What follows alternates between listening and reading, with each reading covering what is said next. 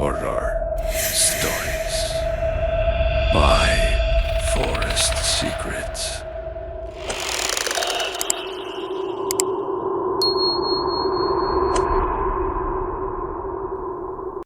May isang lumang gusali sa gitna ng syudad na halos wala nang pumapansin. Sa araw, abala ang mga opisina sa loob nito. Ngunit pagsapit ng gabi ay tila nagbabago ang buong lugar. Humihina ang ingay, lumalamig ang hangin at ang bawat sulok ay tila may lihim na itinatago.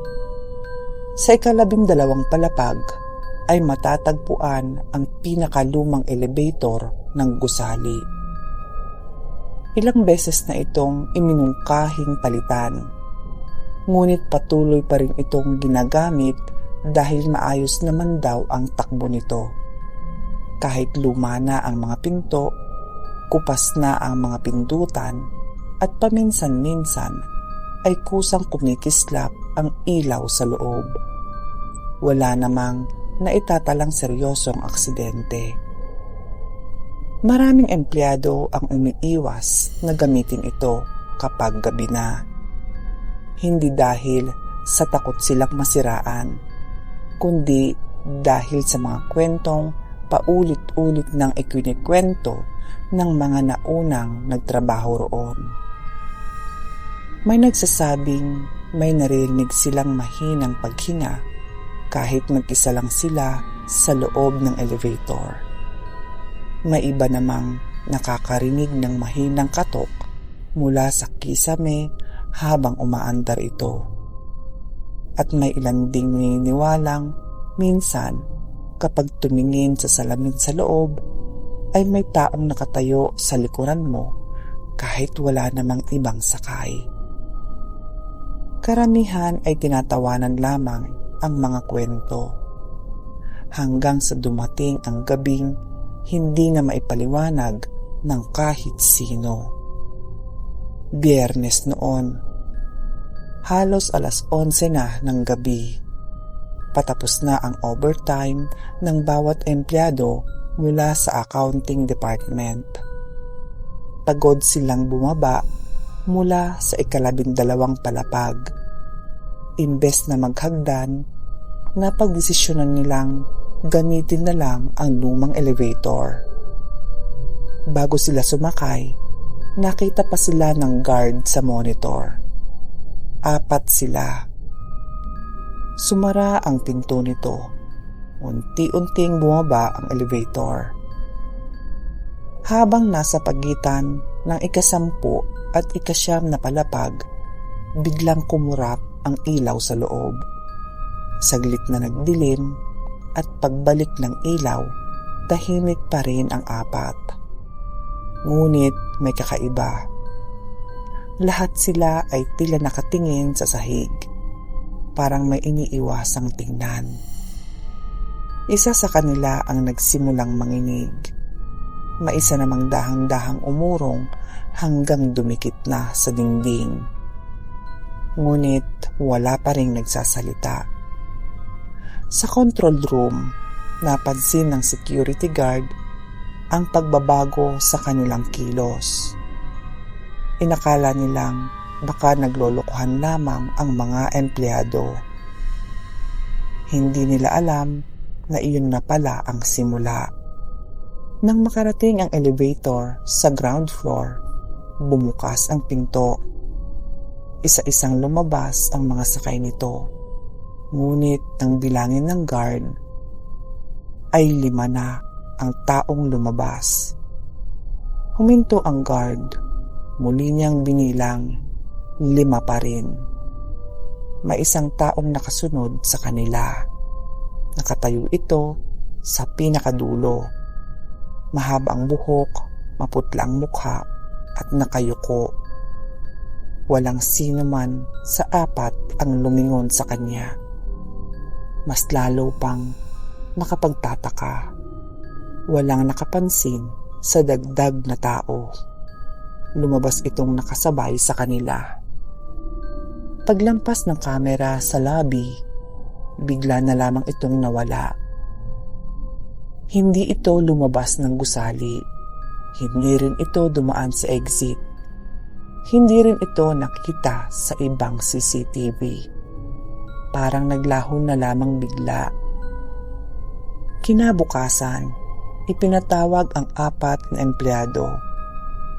Isa-isa silang tinanong, may napansin ba silang kakaiba? Pero pare-pareho ang sagot nila. Habang nasa elevator, pakiramdam nila ay masikip. Parang may isa pang taong nakatayo sa gitna. Ngunit tuwing titingnan sila, wala silang makita. Ngunit tuwing titingin sila, ay wala silang makita. Isa sa kanila ang nagsasabing may malamig na kamay na humahawak sa kanyang braso. Akala niya ay biro lamang ng katrabaho nito. Ngunit nang tingnan niya, lahat ng kasama niya ay nasa kabilang bahagi ng elevator. Walang sino man ang malapit sa kanya. May isa ring nakarinig ng mahinang bulong. Paulit-ulit lamang ang sinasabi, "Huwag kayong lilingon." Hindi niya alam kung bakit, pero hindi siya lumingon. Paglabas nila ng elevator, saka lamang nawala ang pakiramdam na may kasama silang iba.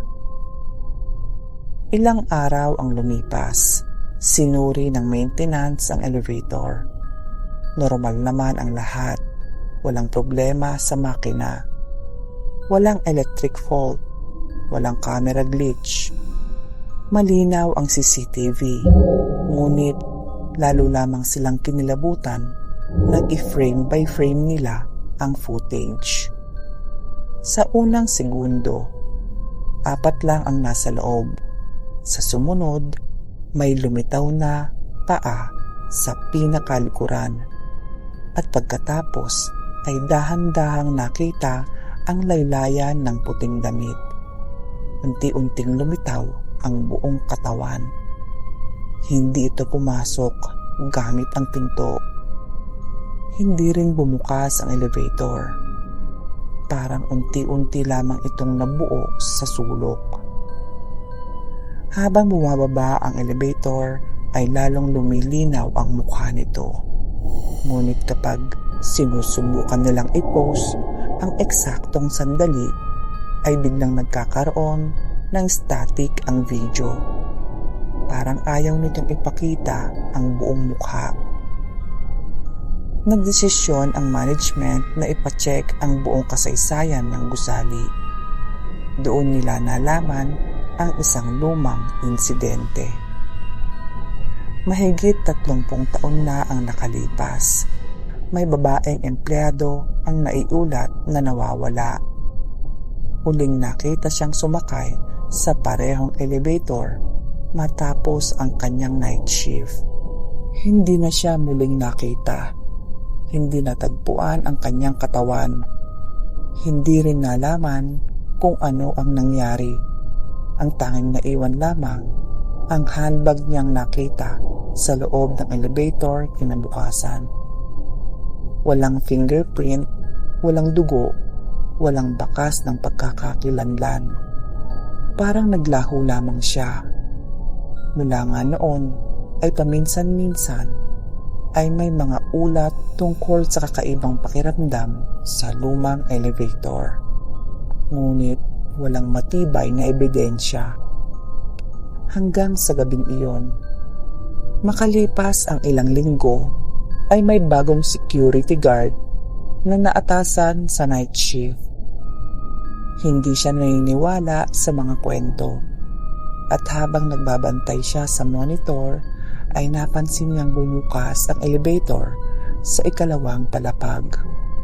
May lumabas na isang babae. Maputi ang damit, mahabang buhok, at dahan-dahan itong naglakad palabas. Sinundan niya ito gamit ang iba pang kamera. Ngunit sa susunod na anggulo ay biglang nawala. Naglaho na parang bula. Nang balikan niya ang unang footage ay wala ring lumabas. Bukas lamang ang elevator at walang tao. Kinabukasan, kusa na siyang nag-resign. Hindi na siya nagbigay ng paliwanag. Iniwan na lamang niya ang kanyang ID sa mesa. Mula noon ay may bagong patakaran ang gusali. Kapag 10:00 na ng gabi, isinasara na ang lumang elevator. Hindi na ito pinapagamit sa night shift. At hanggang ngayon, kapag tiningnan ng ilang matatandang security guard ang lumang record, hindi nila binibilang kung ilan ang lumalabas.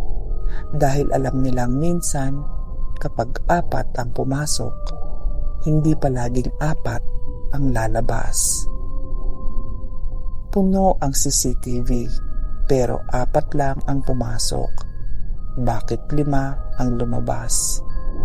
Napansin ng security guard ang dagdag na anyo sa footage. Mula noon, hindi na muling ginamit ang lumang elevator kapag night shift.